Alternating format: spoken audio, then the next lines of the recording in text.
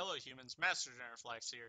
Today I wanted to discuss some cards that have been around for well over a year now, and what I'm starting to notice is they're getting a little more powerful each few months have passed, just because of the kind of things that are going on in the game. And I'm just going to get into the meat of this because I already recorded, and then I realized, oh, my mic's muted, and I nearly killed a family. Alright, so Silent Magician. Both of these have very similar effects. You tribute a spellcaster for Magician and a Warrior for Swordsman. Magician gains 500 attack for each card in your hand, and it's a spell negator. Once per turn spell negator, which is something serious in Yu-Gi-Oh! That's some serious power to have in a monster. Um, that's never not been the case. Um, however, these cards hold on, let me get into Swordsman. Swordsman is similar. However, during each standby phase, he gains 500 attack, also spell negation, and he floats into the other one, just like that floats into her level 8 counterpart, or any others. So, what why didn't these cards see success when they came out? They were actually the best cards in the set that introduced them.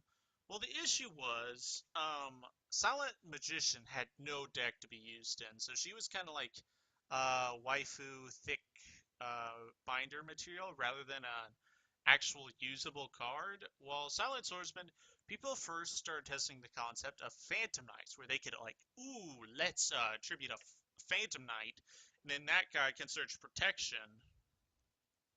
But in the end, what they realized is you need a lot of protection from him.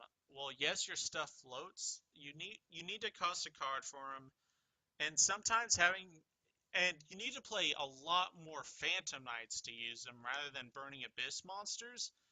And what we learned about 2016 is that the Burning Abyss was doing the vast majority of heavy lifting, if not all, in rank 3 decks.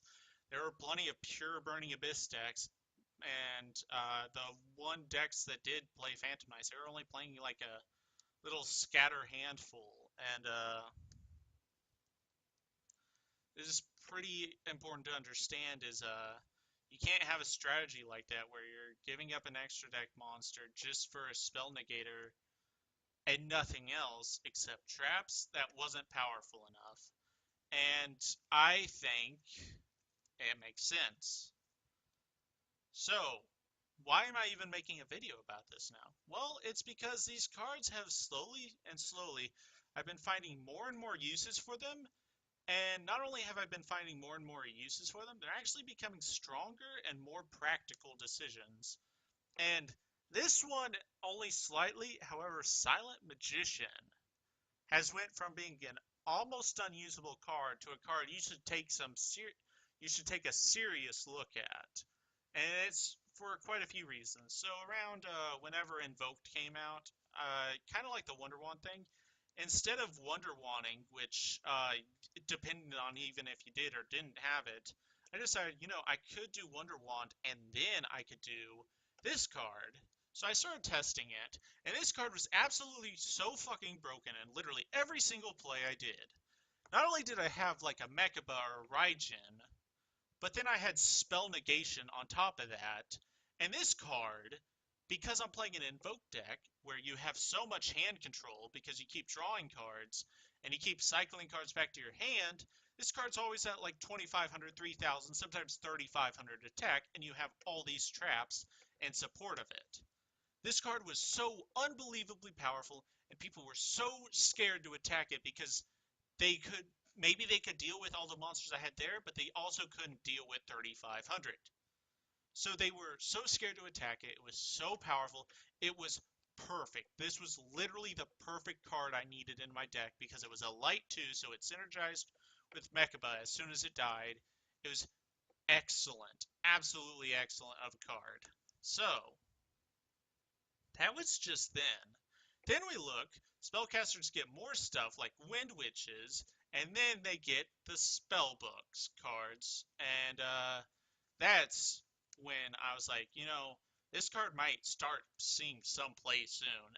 And It, I don't know if it has or hasn't. I know a lot of people are starting to consider it, just like a bunch of invoked players have. But this card has went from being something that was binderful to something, if people aren't going to main deck it, they would take serious consideration in siding. Just because the types that these support are becoming more and more powerful. And then here's where Silent Swordsman's coming out. Both of these are coming in because as soon as links have come out, they've really restricted what you can do with your extra deck. So having another spell negation is really powerful, and Silent Swordsman comes up in a Burning Abyss in an interesting manner because it tributes Dante out of the extra monster zone, and you can summon it back into your main monster zone with Seer. That's kind of fucking fantastic. And it also, Silent Sword Slash is a far better quick play spell card than Silent Burning, and then Imperial Order on top of that. So this card is very fantastic. Very, very fantastic in that aspect. However, this is gimmicky. I will admit, this is gimmicky. This really isn't gimmicky. It's actually a pretty solid option. So I, I'm just gonna say all of this. These cards have been gaining more and more power. At the same time, no one's been shuffling them around, so they keep getting more and more expensive very slowly. So I'll just say this. You might want to take a second look at some of these cards because they're getting more powerful in a format where it's much harder to use the extra deck, but you still need to make these power plays. Um, Spellcasters have went from a regular type to probably one of the best supported types in literally just a few sets. Um, it's fantastic. It's actually a fantastic thing.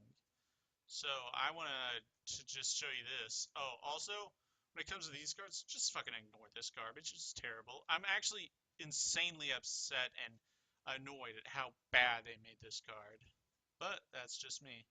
So thank you all for watching. I hope this kind of gives you an idea that these cards are these cards have been slowly gaining power and gaining abilities to do things over time. And you might want to take another look at these cards because they're not. I think sitting spell negation sitting in a binder is pointless, and B, if you have spell negation on top of your plays, then there's no repercussion for what you're doing. So thank you all for watching, and remember, Master DinnerFlax will take your soul.